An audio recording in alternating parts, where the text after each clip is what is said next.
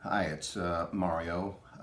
It's February 27th, Thursday, and on Monday I'm taking the train down to Gainesville, Florida. It arrives Tuesday morning, and I called down and I called a cab company. I forget the name of it. It's Spanish. But they said that they would charge me $80 to go from Amicalola, or to go from Gainesville to Amicalola. The shuttle companies that I called about five of them. I talked to three of them, and they were charging me like an average of about $100. One even said 125. One guy wasn't quite sure how far that was or how far he had to go to get to Gainesville to pick me up. He mentioned $150. So if you go to Gainesville, just call a cab company, $80, or an Uber or something like that. Today I want to talk about preventative measures on the trail in regards to your knees, your feet, first aid, medications, things like that. I was a paramedic in New York City for 15 years in the Bronx, mostly the Bronx, also Manhattan, Harlem, the Village, a little bit in Brooklyn, never in Queens where I live. But I've seen a lot of motorcycle accidents, and so I know that how well you are prepared could make a difference on mitigating your injuries. And I'm talking about, for instance, I was thinking about bringing these along. I wear these on my motorcycle, so because if you eat it, you got to wear your protection. And I was thinking about like Pennsylvania, where all the rocks are, or the White Mountains, the big granite rocks, boulders, scrambling around. You can hurt yourself there, and you can hurt yourself early on just from the sheer torque of constantly, going down the mountain. Not so much going up, but going down can be really bad on your knees. Also in the winter with the ice and the slush and everything, you can slip and fall. So if you do, you want to have some protection. And so I bought these. You put them around your knees and it gives you a lot of support. I've been walking around town doing like 8 or 10 miles every day and trying out different equipment, coats, raincoats, and these feel great. And they're I think they're like neoprene, and they're thick. They're thick, and right here, it's probably maybe 3/8 of an inch, the thickness here. Maybe 1/8 of an inch here, but it gives you a lot of cushion so that if you fall, it's going to minimize the amount of damage you could do to your knees. The other thing is that they keep your knees really warm, which is good. You want that. So these are good. I got them at CVS, like maybe $18 each, and it's well worth the money. You want to take care of yourself. The other thing is I got this glucosamine oil, and I got this originally I got it for my mom because she was complaining about arthritis or something. And I got some for myself just because I thought, well, that could be interesting, to have. This is glucosamine cream, and it's made from emu oil. You know what an emu is? It's like a small ostrich. Now, I don't know what part of the emu they get this oil. It's probably like really disgusting, something you don't want to know about.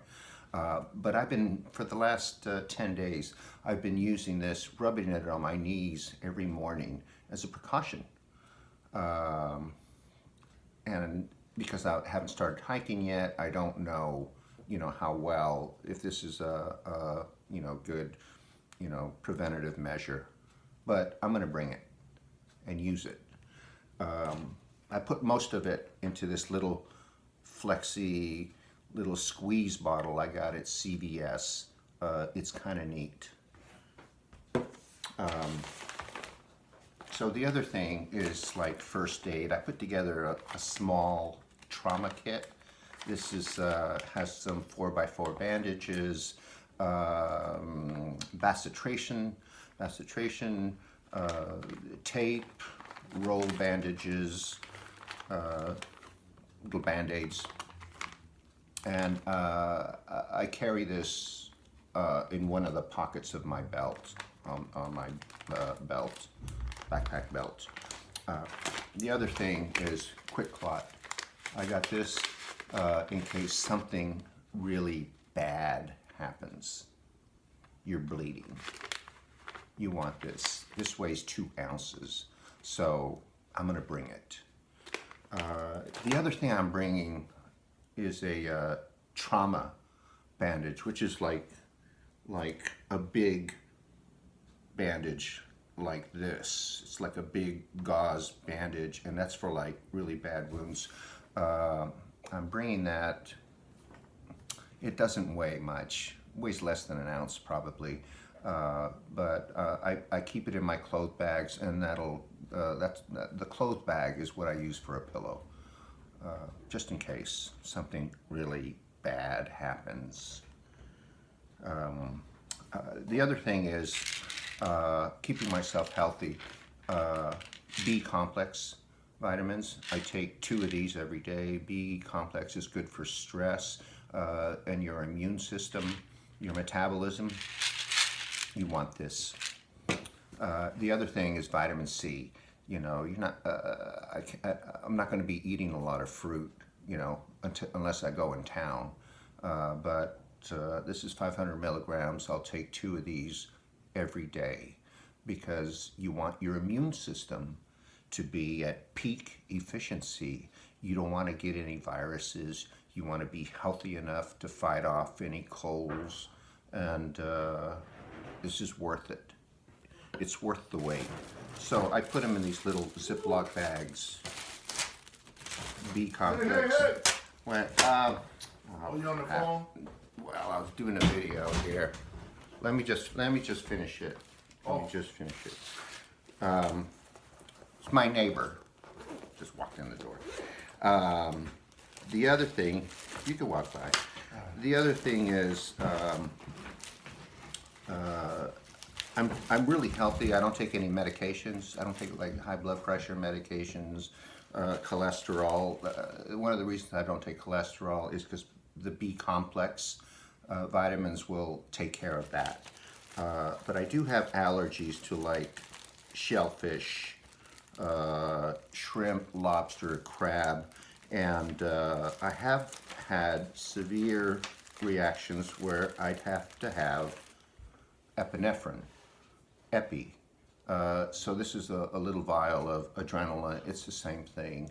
And this is also Benadryl, 50 milligrams of Benadryl. So if I have a severe reaction, like I can't breathe, or what happens is you have a lot of inflammation in your airways, and you can take air in, but you can't let the air out, and so your chest will just be like a balloon, and you'll get barrel chested like out here, and that's happened to me before. So I don't want to be in the mountains, 20, 30 miles from anywhere without this, because you don't know.